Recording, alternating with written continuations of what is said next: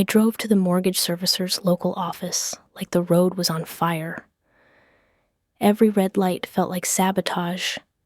Every slow car in front of me felt like Ryan's invisible hand pressing down on my chest.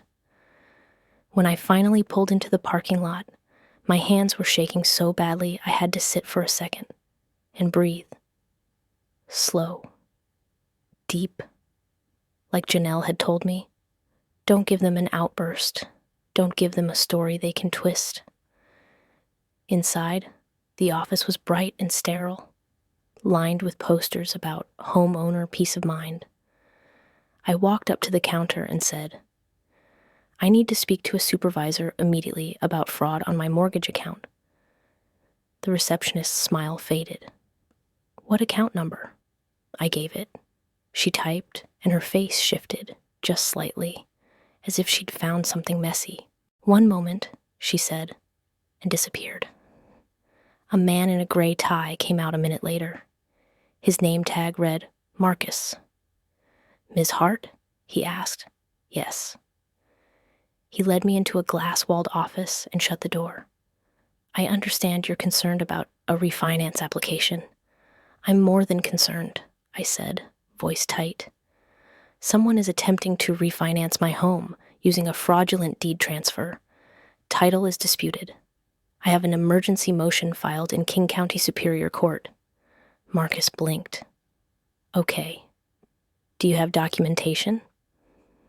I slid Janelle's filing across the desk and the police report case number. Then I placed the certified copy of the quitclaim deed and my original deed documents down like a stack of truth. Marcus's brows furrowed as he scanned. "Ms. Hart." We received an application online under Ryan Hart's name. He provided documentation showing he's the sole owner. "That documentation is fraudulent," I said, "and if you proceed, you'll be facilitating fraud." Marcus looked uncomfortable. "We don't proceed without verifying title." "Then freeze it," I cut in. "Right now. Put a fraud alert on the account. Flag my file. Note that the title is under active litigation." Marcus's jaw worked as if he was choosing words carefully. "I can escalate this to our fraud department. We can place a hold pending investigation." "Do it," I said. He typed, clicked, frowned. "Okay. I'm placing an immediate hold. Any new applications will be blocked until the dispute is resolved." My lungs released a breath I didn't realize I'd been holding. But then Marcus added, "Ms. Hart, I need to be transparent.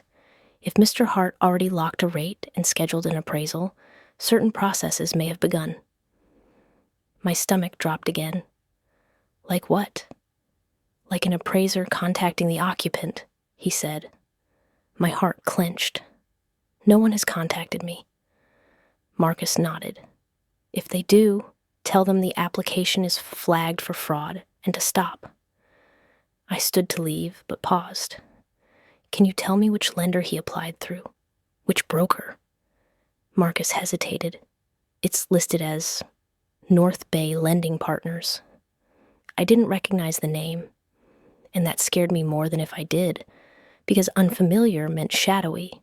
It meant private. It meant fast. I left the office with a confirmation email in my inbox. Fraud hold placed. One small victory, but the war was still raging. When I got home, Tessa met me at the door. "A man came by," she said immediately. My blood went cold. "Who?" "Suit," she said. "Clipboard. Said he was here for an appraisal." My stomach twisted. "He didn't come inside," she added quickly. "I told him you weren't available and to leave." I closed my eyes for 1 second, forcing myself not to shake. They had already sent the appraiser. Ryan was already trying to siphon cash out of my house like it was a corpse. I called Janelle. She answered, voice already in motion. "I heard. I'm on it." "How?" I asked. "He's moving too fast." "That's okay," she said. "Fast creates mistakes." I told her about North Bay lending partners. Janelle went quiet for a beat. That's not one of the major players, she said. Smaller lender, often used for quick turn cash out deals. Like private money? I asked. Like people who don't ask too many questions, she said. My stomach clenched. Janelle, I whispered. I got a call from a man who said he was Ryan's friend. He suggested I take money and go. He said people get hurt. I know, she said. I added it to our filing. The judge will see it. Will the judge care? I asked, fear creeping back. The judge will care about fraud, she said firmly. And here's the thing, Mara. Ryan's filing is aggressive, but it's also flimsy. He's counting on you to be alone and overwhelmed. You're not. I swallowed. Okay. Also, she said, Caleb Dunning emailed me. My breath caught. He did? Yes, she said. He's nervous. He's claiming he notarized something he didn't fully understand. He says Denise was present. He says Ryan pressured him. And this is big. He says there are text messages. My heart slammed. Texts between who? Between Ryan and Caleb, she said. About getting the deed done while you were sick. My skin prickled like ice water. He has proof, I whispered. He has a trail, Janelle corrected. And a trail is how we win. For the first time in days, my fear cracked enough to let hope seep in. But hope didn't last long. Because at 6:12 p.m., the doorbell camera chimed again. I opened the app. Denise Hart was back. And this time, she wasn't alone. Ryan stood beside her, wearing a blazer like he was about to walk into a boardroom. And behind them, 2 uniformed deputies. My blood turned to stone. Tessa rushed up behind me. What is it? I held up my phone. Her eyes widened. Oh my God. My mind raced. Deputies meant enforcement. Deputies meant intimidation with a badge. I didn't open the door. I spoke through the camera, voice trembling but controlled. What are you doing here? Ryan looked up at the camera like he was posing for a headshot. Just here to ensure a peaceful transition. Denise smiled.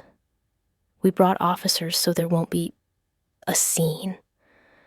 One of the deputies stepped forward. Ma'am, we're here for a civil standby. Mr. Hart says there may be conflict. I felt rage flare so hot it nearly choked me. Conflict? He's trying to steal my house. The deputy's expression didn't change much. Ma'am, we're not here to decide ownership. We're here to keep the peace. Ryan lifted a document. We have paperwork. I forced my voice steady. What paperwork? Ryan's smile deepened. An order. My heart slammed. An order? How? I whispered, almost to myself. No, that's not possible. Tessa grabbed my arm. Call Janelle, now. I did. Janelle answered on the first ring. Mara? They're here, I said, voice shaking. Ryan, Denise, deputies. He says he has an order. Janelle's voice snapped into steel. Do not open the door. Ask the deputies to slide the order under the door or hold it up to the camera. Do not engage with Ryan. I swallowed hard, then spoke through the camera again. If you have an order, hold it up to the camera.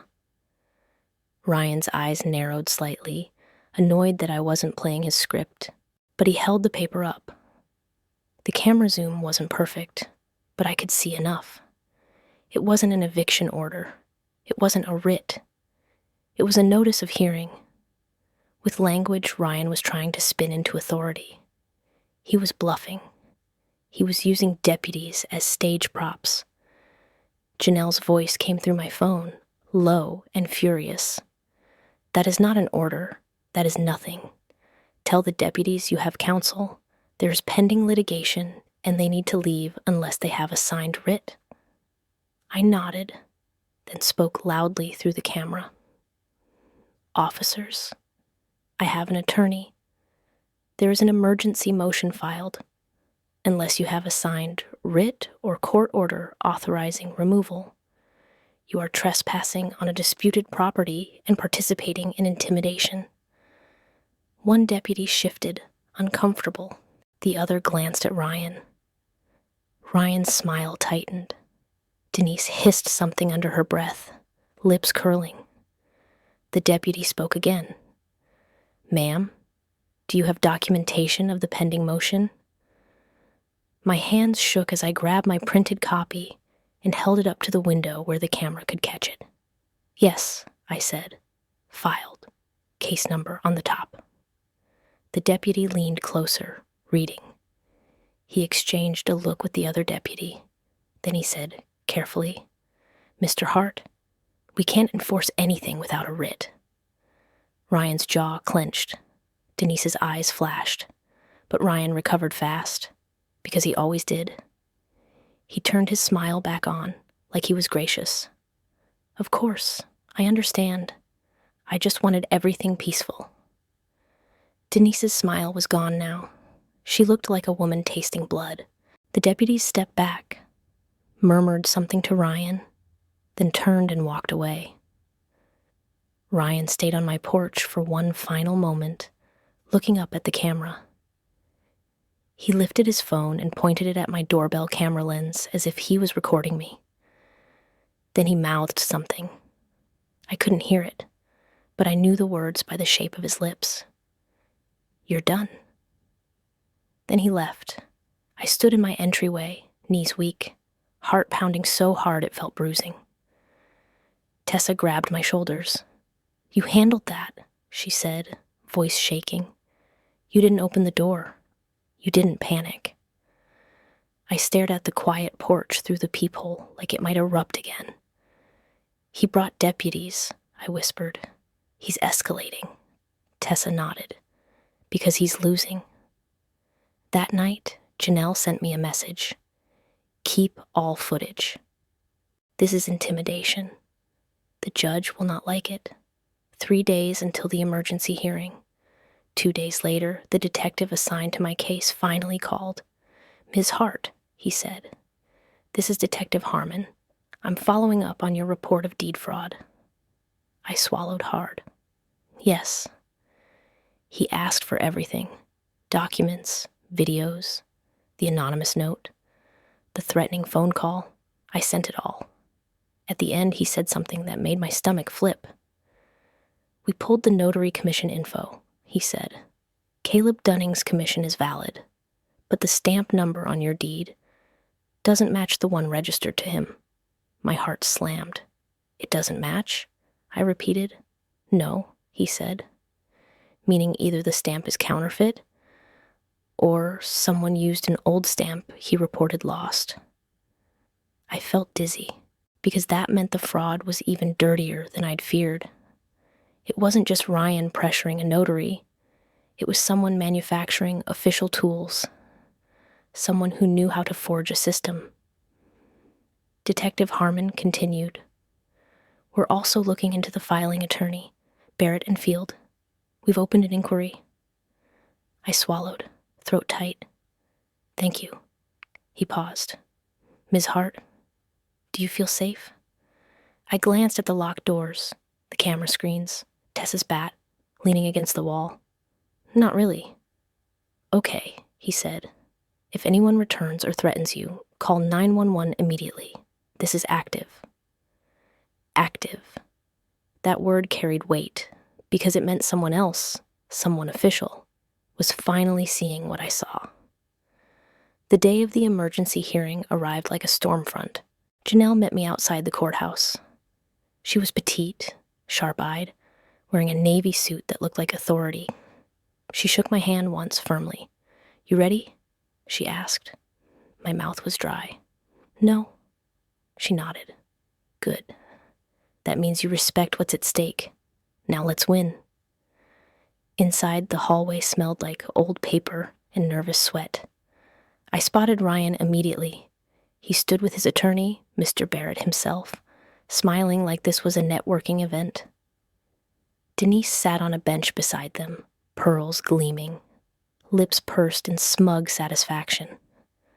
When Ryan saw me, his smile widened.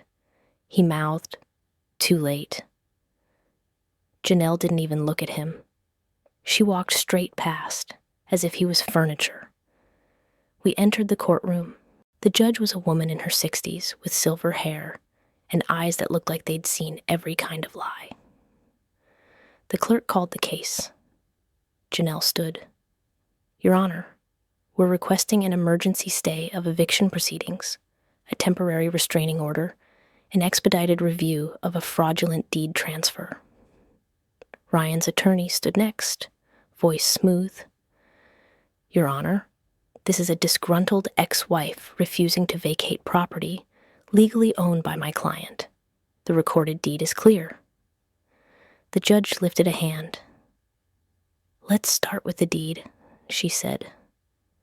Janelle stepped forward and presented the certified copy of the quitclaim, then my original deed, then the divorce decree awarding me the property. "Your Honor," Janelle said, "the divorce decree required Mr. Hart to transfer his interest to Mrs. Hart. Instead, a quitclaim was recorded, transferring Ms. Hart's interest to Mr. Hart. Ms. Hart denies signing it.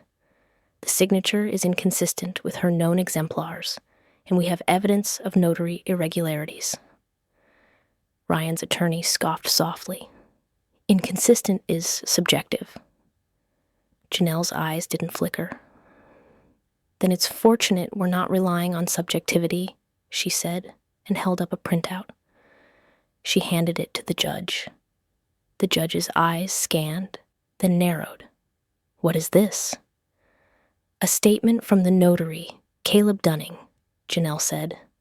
"He admits under penalty of perjury he did not witness Ms. Hart sign the deed. He states he was pressured by Mr. Hart and Ms. Hart's former mother-in-law, Denise Hart." A ripple went through the room. Denise's face went pale. Ryan's smile faltered, just a fraction. His attorney snapped, "Objection, hearsay." The judge held up a hand again. "It's a sworn declaration. I'll consider it for purposes of this emergency motion."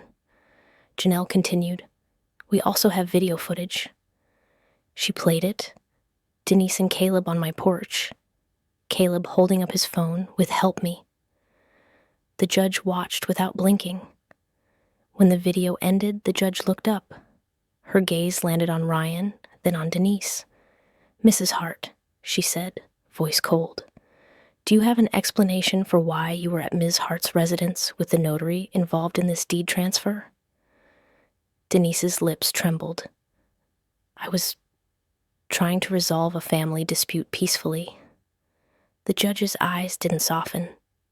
"Peacefully," she repeated, like the word tasted bad. Ryan's attorney jumped in quickly. "Your Honor, regardless of familial emotions, the recorded deed grants my client ownership. Ms. Hart is occupying unlawfully." Janelle stepped forward again. "Your Honor, one more piece." She handed the judge another document. "The mortgage servicer confirmation of a fraud hold," Janelle said. "Because after filing this eviction, Mr. Hart initiated a cash-out refinance. He attempted to extract equity before the court could intervene. That shows motive and urgency." Ryan's attorney's face tightened. The judge leaned back slightly, eyes sharp. "Mr. Hart," she said, looking directly at Ryan, "did you initiate a refinance application?" Ryan's jaw clenched. He glanced at his attorney, then back to the judge. "I was exploring financial options." The judge's voice stayed even, but it felt like a blade sliding out of a sheath. "On a property you claim is yours, while title is disputed, based on a deed whose notary admits he didn't witness the signature." Ryan's face flushed. Denise's hands clenched in her lap. The judge's gaze dropped back to the papers. The courtroom was silent except for the faint hum of the lights. Then the judge spoke. "I am granting the emergency stay," she said. No eviction proceedings will move forward until title is resolved. My breath caught. She continued, I am granting a temporary restraining order prohibiting Mr. Hart and any representatives from entering the property, changing locks, harassing Miss Hart, or contacting her except through counsel. Tessa squeezed my shoulder from behind me. The judge's eyes narrowed further. Additionally, I am ordering expedited discovery. Subpoenas will issue for notary logs, communications, attorney drafting records, and any refinance-related documents. If fraud is substantiated, this court will refer the matter for criminal prosecution. Ryan's smile was gone now. He looked startled, like the script had changed and he didn't know his lines. The judge struck the gavel lightly. Next hearing in 14 days. Ms. Hart remains in possession. Mr. Hart, I suggest you take this seriously. I didn't realize I was trembling until my knees threatened to fold. Janelle leaned toward me and whispered, You just stopped the bulldozer. Outside the courtroom, Ryan cornered us in the hallway, face tight with rage. You think this is over? He hissed. Janelle stepped between us like a wall. Any contact goes through me, she said coldly. Ryan's eyes burned. Mara, you're making a huge mistake. I looked at him, really looked at him, and for the first time, I saw what he'd been hiding under that polished mask. Fear. Not fear of losing me. Fear of losing control. Fear of whoever he owed. Fear of the truth. I spoke softly, but every word landed like a stone. You forged my name while I was sick. Ryan's eyes flickered. I continued. You tried to use deputies to scare me. You tried to refinance my home. You tried to erase me from my own life. His jaw clenched harder. And now, I said, voice steady, you're going to pay for it. He lunged forward slightly, like he wanted to spit something cruel. But then he stopped, because down the hall, Detective Harmon stood with another officer. He approached, badge visible, eyes on Ryan. Mr. Hart, the detective said evenly, we need to speak with you. Ryan's face went blank. Denise's hand flew to her mouth. Janelle didn't smile, but I saw satisfaction flicker in her eyes. Because this was the moment Ryan hadn't planned for. A courtroom fight was one thing. A criminal investigation was another. Ryan tried to recover. This is a civil matter. Detective Harmon's expression didn't change. Not when there's evidence of forged signatures, counterfeit notary stamps, intimidation, and attempted financial fraud. Ryan's throat worked as if he couldn't swallow. Denise stepped forward. This is ridiculous, she snapped. My son is a respectable man. Ma'am, the detective cut in. You're also named in a sworn declaration. I suggest you get counsel. Denise's face went white, and in that moment, something inside me finally shifted. For days, I'd felt like prey, like my home could be taken with a piece of paper, like my life could be rewritten by someone louder, richer, more connected. But standing in that courthouse hallway, watching the mask fall off Ryan's face, I realized the truth didn't just matter. It had teeth. 2 weeks later, the title hearing arrived. In those 14 days, discovery ripped open everything Ryan had tried to keep hidden. Caleb Dunning handed over text messages where Ryan spelled it out, plain as daylight. Ryan, she's sick. She won't notice. Just stamp it. Caleb, I need her present. Ryan, she was present at the bank. Her signature is on file. Do your job. Denise will handle it. Denise will handle it. There were emails from Ryan to his attorney with draft language. There were records showing the notary. Stamp number didn't match, meaning someone had used an altered stamp. There were refinance documents where Ryan claimed he lived in the house as his primary residence. Another lie. And there was the lien, a private lender's filing that showed Ryan owed $312,000, due in 30 days, with penalties that climbed daily. When Janelle showed me the lien document, my stomach turned. "He's not just desperate," I whispered. "He's drowning." "Yes," she said, "and he tried to use your house as a life raft." At the title hearing, the judge didn't look impressed. Ryan's attorney tried to argue misunderstanding and technical error. The judge's eyes hardened. "A misunderstanding doesn't counterfeit a notary stamp," she said. Then she ruled. The quitclaim deed was voided. Title reverted according to the divorce decree. The court ordered the county recorder to correct the records, and Ryan was sanctioned, fined, for bad faith filings. When the gavel fell, the sound didn't feel soft. It felt like a door locking. Afterward, Ryan stood in the hallway, face drained, like a man watching his own house burn. Denise wasn't with him this time. She'd stopped showing up once lawyers began mentioning criminal exposure. Ryan stared at me, and his voice cracked slightly when he spoke. "You could have taken the settlement." I stared back. "You could have left me alone." His eyes flashed with anger, then something else. Exhaustion. Defeat. He looked past me, down the hallway, where Detective Harmon waited again. And I understood what Ryan understood. This wasn't just losing a house. This was losing the ability to hide. A month later, Detective Harmon called me with an update.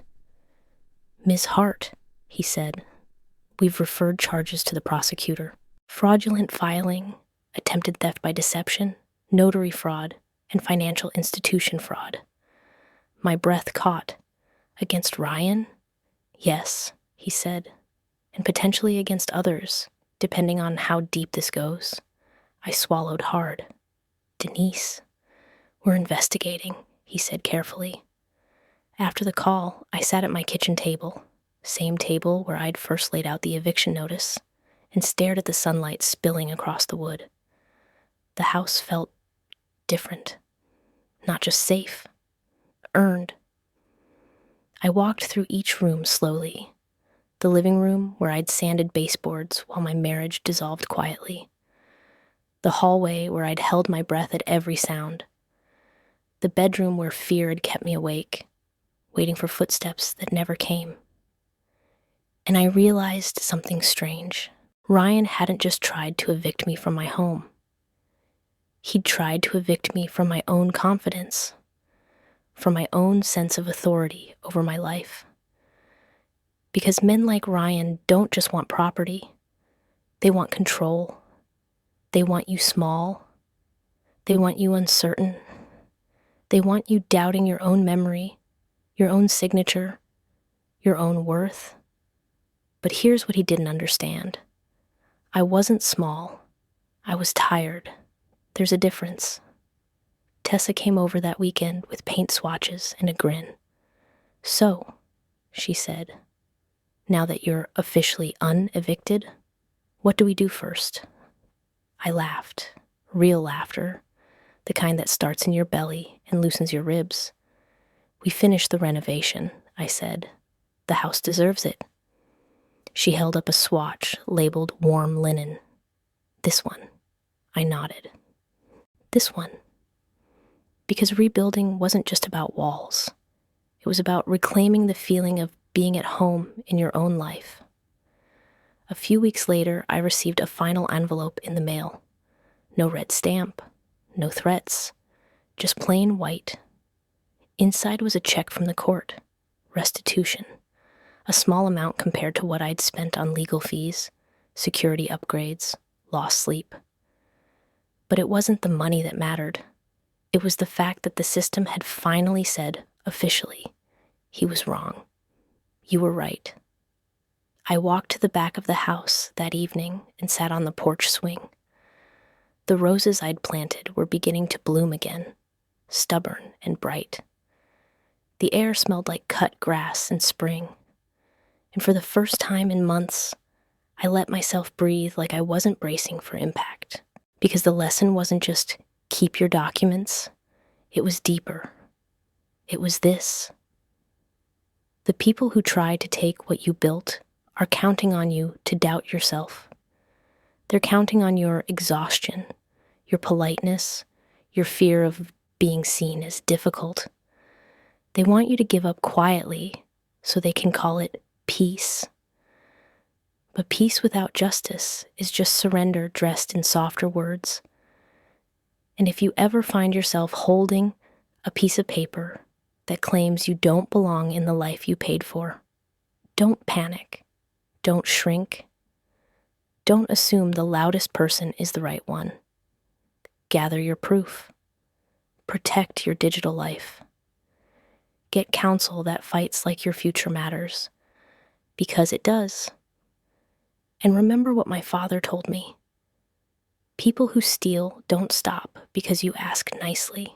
They stop when stealing costs them, because the home I kept wasn't just the one on Brookhaven Drive. It was the home inside me. The part that refused to be erased.